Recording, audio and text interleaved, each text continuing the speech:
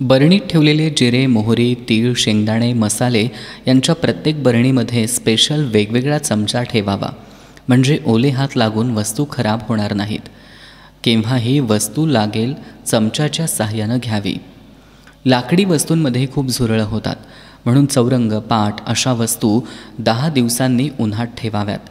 तसेच त्यांना मोहरीचं तेल लावून ठेवा. मोहरीच्या तेलामुळं त्यामध्ये झुरळ होणार नाहीत. कढीपत्ता जास्त दिवस साठवला असेल तर तो काही दिवसांनी काळा पडू लागतो. त्यामुळं कढीपत्ता छान धुवून उन्हामध्ये वाळवून त्याची पावडर करून ठेवावी, म्हणजे कढीपत्ताऐवजी पावडर वापरता येते. फ्रीजमध्ये भाज्यांच्या ट्रेखाली पाणी साचलं असेल तर एका स्पंजच्या साहाय्यानं पाणी पुसावं, त्यामुळं फ्रीज लगेच साफ होतो.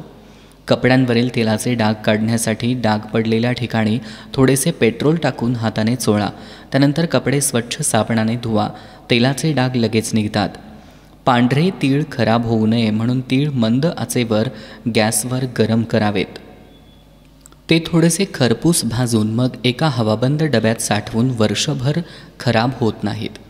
टोमॅटोची पेस्ट वापरली तर भाजी आंबट होते, म्हणून पेस्ट बनवताना टोमॅटोमधील बिया काढून पेस्ट बनवा आणि टोमॅटो कमी वापरा. भाजी आंबट होणार नाही.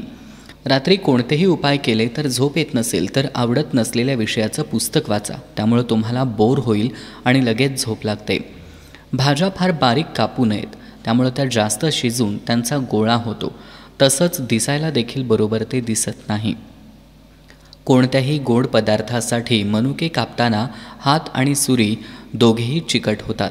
अशावेळी हातावर आणि सुरीवर थोडे कोरडे पीठ टाका. मनुके सहज कापले जातात. नंतर तुम्ही मनुके धुवून पदार्थात घालू शकता. कोणतंही अवघड वाटणारं काम करताना आवडीचं गाणं ऐकावं. काम बोर न होता पटकन होतं. तूप वापरताना शक्यतो वनस्पती किंवा बाजारातलं पॅकचे तूप वापरू नका. त्यात खूप भेसळ असते. त्याऐवजी शुद्ध घरी बनवलेलं तूप वापरावं.